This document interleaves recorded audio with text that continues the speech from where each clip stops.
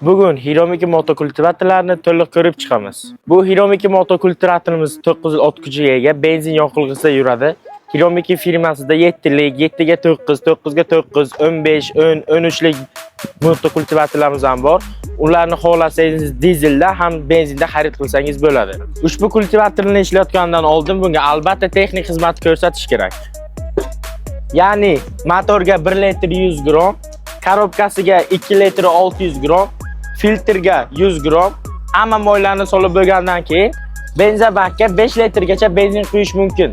Ushbu kultivatorlarga 9 ot kuchidan boshlab undan yuqori kuchlariga mana bu nasatkalardan qo'ysangiz bo'ladi. Ya'ni Joyak, Pulluk, Cobra, Fraser. Endi esa motokultivatorning qanday ishlashini ko'ramiz. Birinchi navbatda Fraser nasatkasini almashtiramiz, ya'ni balon bilan Fraserning joyini almashtiramiz.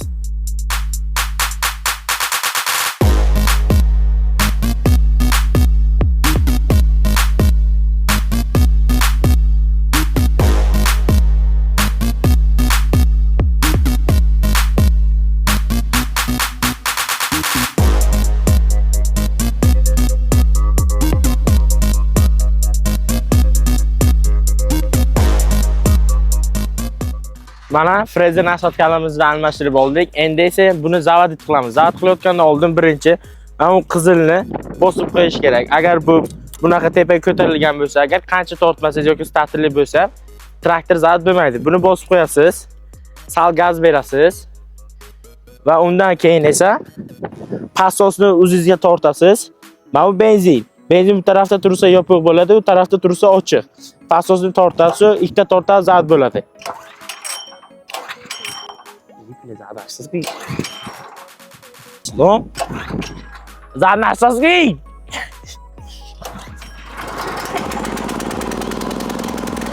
Endi esa mana bu go'llikimizni yerga qadab qo'yamiz.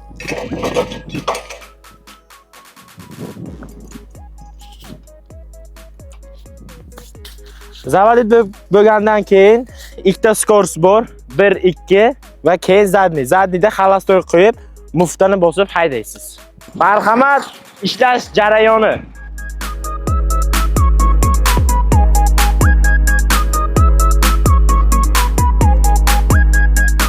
Salgina razgon olgandan keyin skorsni 2 ga olamiz.